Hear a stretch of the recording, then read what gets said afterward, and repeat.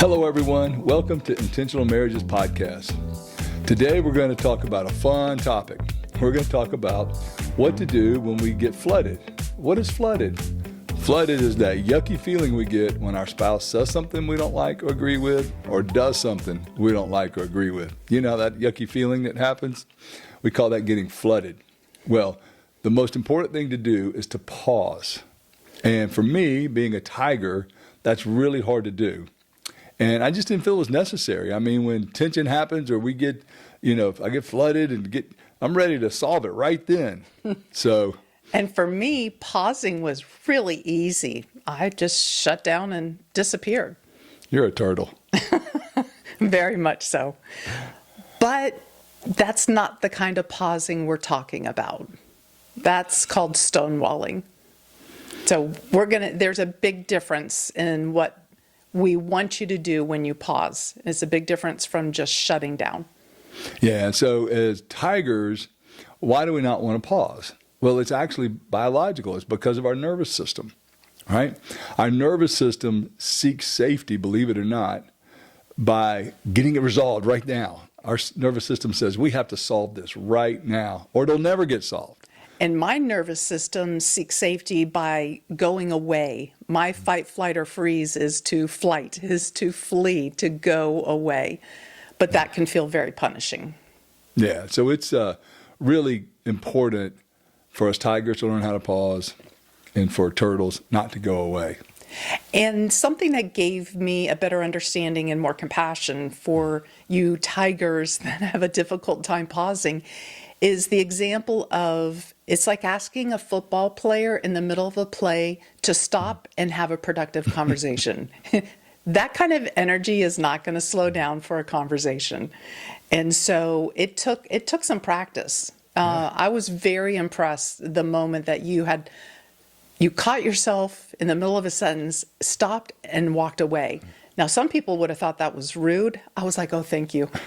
He stopped talking. We know what really helped me was, because I was like, I can't pause. It's just too hard to pause when I'm flooded like that. But our counselor said, oh, yes, you can. I'm like, what do you mean? And he said, well, let me prove it to you.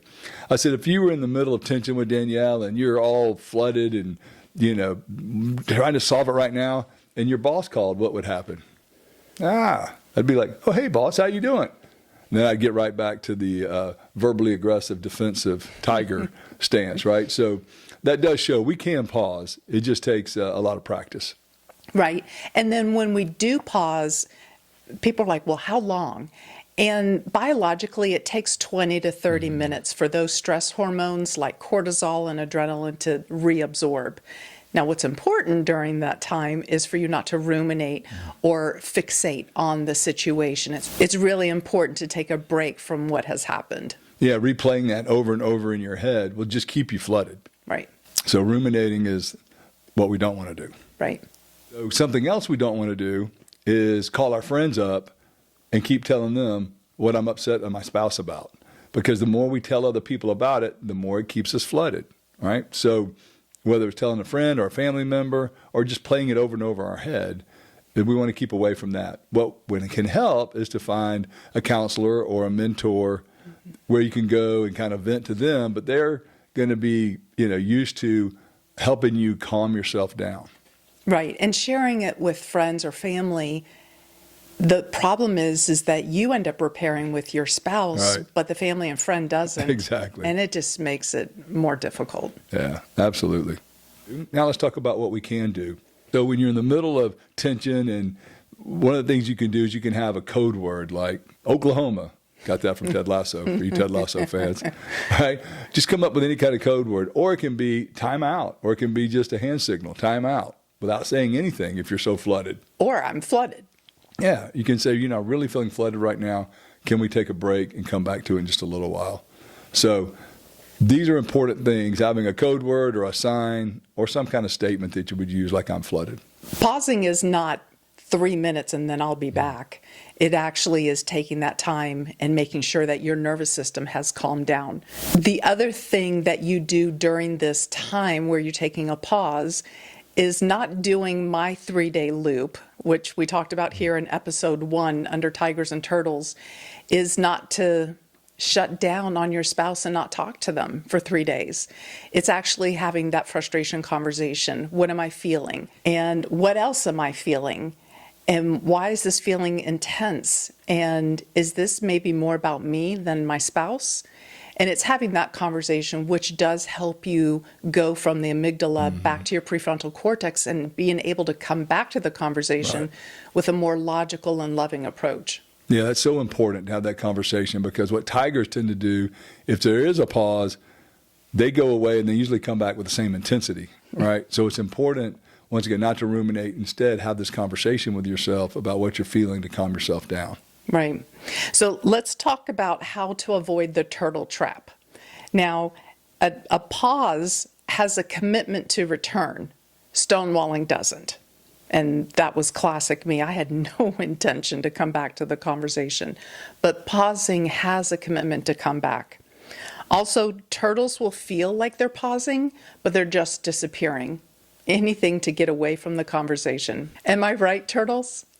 And the turtle's job is to, because typically we're the ones that will shut down the quickest, and it's important for us to say, hey, I'm flooded, or when I'm walking away, that means I've already made a pre-promise to you that I'm going to come back. Right.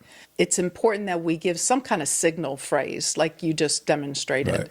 I really thought when I shut down that was my version of pausing, and I was actually giving myself some space, but what it was punishing you at the expense of trying to protect myself. Yeah, not necessarily punishment, but it felt like punishment. Right. Right. Yeah. In my mind, I was Right. just retreating and Right. like escaping.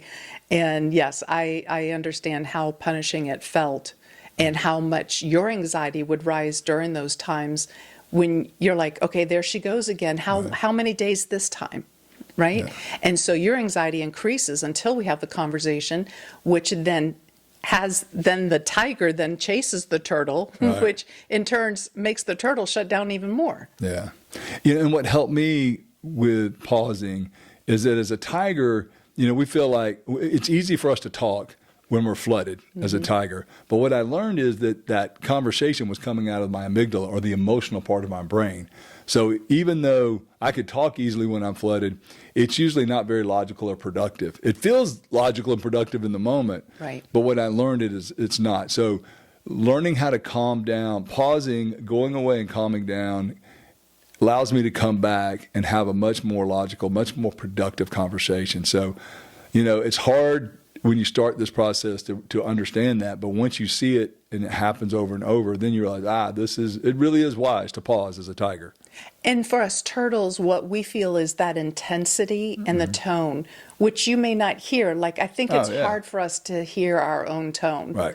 And so it helps us stay more engaged if we can take a deliberate pause Right. and come back to the conversation. Now, that's something else for the turtle, that because you've made the commitment to come back even when you don't feel ready, even when you don't have the words. Now, next week, we're going to be talking about the frustration conversation, which will help give you some words. But that's really important because I don't think I ever felt ready.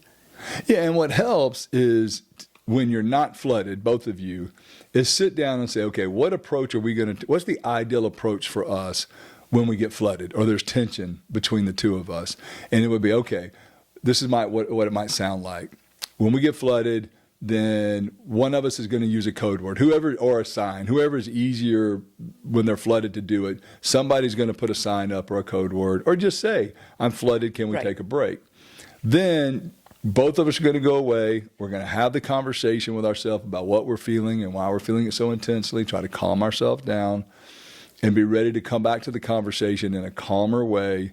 But once again, talk about this approach, what will coach each other and what you need when you come back together. Like the turtle would say, well, when we come back, I need you to be calm and not be defensive and not be verbally aggressive. And so the tiger would say to the turtle, like, when we come back, I need you to stay engaged with me, right? And not shut down when we're talking about. So when you're not flooded, talk about this ideal approach of what it would look like when the tension happens, what would happen when you go away, and then what happens when you come back. And I love what you've done is Danielle always committed to me that she would come back within 24 hours. So that helped me pause, knowing that within 24 hours we would discuss it. And that way my emotional brain would calm down that this is going to get resolved. It doesn't have to get resolved right now to get resolved. And just in case you tigers are like, wait, 24 hours, I can't wait that long. That was early on, and I can tell you with practice, I come back a lot quicker, and now sometimes even in the moment. Exactly. But just know that with practice, that timetable gets shorter and shorter and shorter. Absolutely. This signal phrase that he's saying, like, have this plan beforehand, it's because you don't want to come up with a fire escape plan during the fire. Exactly. It's not going to happen when you're in conflict. Oh, yeah, let's sit down and talk about when we'll come back to this. That's not going to happen in the moment. Or when moment. you're flooded, you're like, okay, what should our code word be, or what should our sign be? Now, you need to figure all this all ahead of time. It might be the wrong kind of sign. Exactly. So as we wrap up, remember, tigers, take a pause. Right? It's the most important thing for us tigers. The sooner we can pause, the better chance we don't have to come back and apologize for something we say. Yes, exactly. And remember, tigers and turtles have a different time frame. I don't know if this is too much of a generalization, but I needed more time than you did. Yeah, absolutely. You were pretty quick to be able to come back to it, where it took me a little bit more time. I think that's natural. As a turtle, turtles are afraid to come back, so it's normal that it would take more time. Right. Yeah, so as a tiger, don't expect your spouse that's the turtle to want to come back as quick as you do, or be ready as quick as you are. Right. And then having this conversation, like coming back to having this conversation, is an act of emotional safety, which we talked about in episode 2. Right. And it helps our relationship not stay frozen, because the lack of repairs is what deteriorates. And I love the message we just heard on Sunday, is the lack of a conversation freezes the relationship. Right. And you do that too many times, you end up staying frozen. So we want to help you come back to the conversation, and this is just part of that process in having a healthy, hard conversation. Yeah. And so next week, we're going to talk about the frustration conversation, which is what we do once the pause happens. In between the pause and coming back to talk to each other or to repair, is we have this frustration conversation with ourselves about what we're feeling and why we're feeling it so intensely. And it can't be all about the other person. It has to be about what is triggering inside ourselves. But please join us again next week, and we'll talk through the frustration conversation with ourselves. And remember, for an extraordinary marriage, be intentional. Thank you, everyone.